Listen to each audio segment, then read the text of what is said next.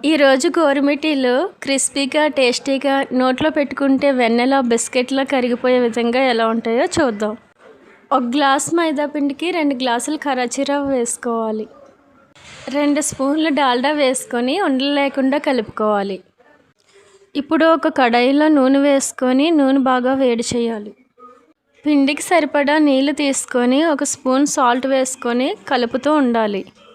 ఇప్పుడు వేడి నూనె వేసుకొని చపాతీ పిండిలా కలుపుకోవాలి. ఈ మిశ్రమాన్ని రౌండ్గా బాల్ షేప్లో చేసుకొని నిలువుగా చేసుకొని గోరుమిటీల షేప్ వచ్చేలా నొక్కుతూ ఒక్కొక్కటిగా పక్కన పెట్టుకోవాలి. స్టవ్ పైన కడాయి పెట్టుకొని నూనెని బాగా మరిగించి మీడియంలో పెట్టుకొని ఒక్కొక్కటిగా వేసుకుంటూ వేపుతూ ఉండాలి.